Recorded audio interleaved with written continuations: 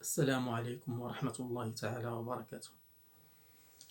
سوف نحاول أن نجيب عن السؤال: هل القرآن كلام الله؟ اليوم إن شاء الله مع شهادة الدكتور موريس بوكاي، صاحب كتاب القرآن والإنجيل والعلم. على بركة الله. Ladies and gentlemen, assalamu alaikum. Always easy for the average scientist to understand everything he reads in the Quran on such subjects without having recourse to specialized research. This means that to understand all such verses of the Quran, one is today required to have an absolutely encyclopedic knowledge, by which I mean one which embraces very many disciplines. The Quran is a religious book which has no scientific purpose. Whenever man is invited to reflect upon the works of creation and numerous natural phenomena, the obvious intention is to stress divine omnipotence. In these reflections, we find allusions to data connected with firmly established scientific knowledge. These findings clearly appeared only in modern times. When one compares religious teachings with material data, one must carefully take account of the meaning of the words of the Quranic text. This is a suggestive example in a verse of the Suratul Araf about the creation. Inna rabakumullahu alladhi ghalaka samawati wal arda fi sittati ayamin. The common translation is, your Lord is God who created the heavens and the earth in 6 days. Nevertheless, we know that the Arabic word ayam, the usual translation of which is days, appears in the Quran with the meaning of very long periods of time. Examples are given in my book, The Bible, the Quran and Science. No equivalence exists with the precise meaning of the word in the Bible, where the days of the week are considered, the seventh one being the Sabbath, when God is described in the Bible as having rested. The Quran does not mention it at all.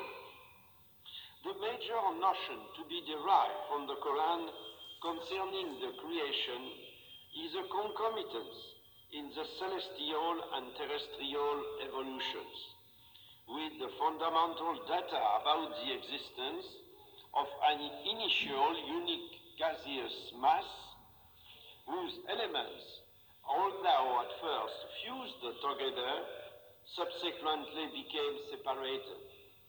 These notions are expressed in the Surah Fusillah, Thumma istawa ila samai wa hiya duhanun. Then God turned to the heaven when it was a smoke, and in the Surah Al-Anbiya, أَوَلَمْ يَرَ الَّذِينَ كَفَرُوا أَنَّ السَّمَاوَاتِ وَالْأَرْضَ كَانَتَا رَتْقًا فَفَتَقْنَاهُمَا. Do not the unbelievers see that the heavens and earth were joined together, then we clothed them asunder. The separation process resulted in the formation of multiple words, a notion which crops up 12 times in the Quran, when it has formed the second verse in the Surah Al-Fatiha, Alhamdulillahi Rabbil Alameen. Praise be to God, the Lord of the world. All this is in perfect agreement with modern ideas on the existence of a primary nebula and the process of secondary separation of the elements that had formed the initial unique mass. This separation resulted in the formation of galaxies, and then, when these divided, of stars from which the planets were to be born. All that is in perfect agreement with modern notions concerning the history of the universe. Moreover, reference is made in the Quran to an intermediary creation between the heavens and the earth, as in Surat al-Furqan, وَلَقَدْ خَلَقْنَا السَّمَاوَاتِ وَالْأَرْضَ وَمَا بَيْنَهُمَا.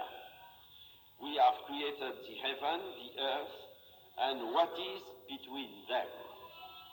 This intermediary creation corresponds to the modern discoveries of bridges of matter which have been demonstrated as present outside organized astronomical systems. Or can we imagine that a man, much more than 1,000 years ago, could have been the author of such reflections which proceed from a general concept of the universe when this concept was not formed until centuries after his death? In the Quran we find notions about the nature and the movement of celestial formations. For example, the sun and the moon, which were previously defined in the Bible as luminaries, are distinguished in the Quran by the use of different epithets. Light, nur for the moon, torch, siraj for the sun. Presently we know that the first is an inert body which reflects light. The second is a celestial formation in a state of permanent combustion and a source of light and heat. The word star, najm, in the Quran is accompanied by another qualifying it which indicates that it burns and consumes itself as it pierces through the shadows of the night. It is the word thaqib. The word kawkab definitely seems to mean the planets, which are celestial formations that reflect and do not produce light like the sun. Today we know that the celestial organization is balanced by the position of the stars in defined orbits and the interplay of gravitational forces related to their mass and speed of movement, each with its own motion. Orbit and own motion are the foundation of this balance. They are precisely what the Quran describes in the Surah Al-Anbiya, وَهُوَ الَّذِي خَلَقَ اللَّيْلَ وَالنَّهَارَ وَالشَّمْسَ وَالْقَمَرَ كُلٌّ فِي فَلَكٍ يَسْبَحُونَ. God is the one who created the night, the day, the sun, and the moon. Each one is traveling in an orbit with its own motion. This movement is expressed by the verb sabaha, yasbahun, in the text.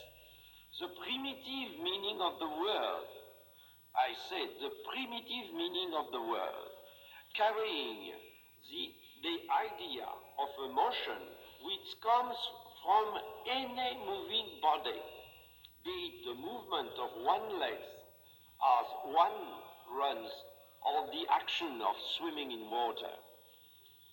The sequence of day and night is expressed in terms that today are highly significant from a scientific point of view by using the verb kawara, second form. So the Surah Al-Zumar describes the night, describes the way the night winds or coils itself about the day, just as in the original meaning of the verb, a turband is wound around the head, a totally valid comparison.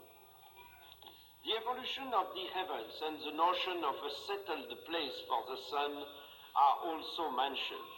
They are in agreement with well-established modern ideas.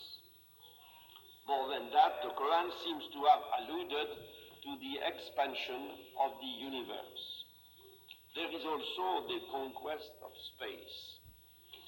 This has been undertaken thanks to remarkable technological progress and has resulted in man's journey to the moon. And this surely springs to mind when we read the Surat al-Hamad. يا معشر الجن والإنس إن استطعتم أن تنفذوا من أقطار السماوات والأرض فانفذوا لا تنفذون إلا بسلطان. O assembly of jinns and men, if you can penetrate regions of the heavens and the earth, then penetrate them. You will not penetrate them save with a power. This power comes from the Almighty, the subject of the whole surah being an invitation to recognize God's beneficence to man. Let us now return to the earth, and among many statements, let us quote verses concerning the mountains. Modern geology has taught us the phenomenon of folding which formed the mountain ranges.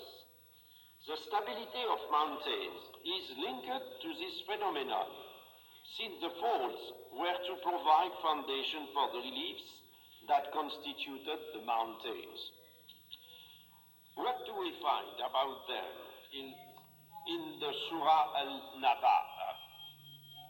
Alam najalil arda mihadan wal jibala awtadan. Have we not made the earth an expanse and the mountain stakes? The stakes, awtad in the Quran, which are put into the ground like those used to anchor a tent, are the deep foundations of geological folds. The same harmony with modern knowledge is noticed in the case of the numerous reflections in the Quran concerning the water cycle in nature.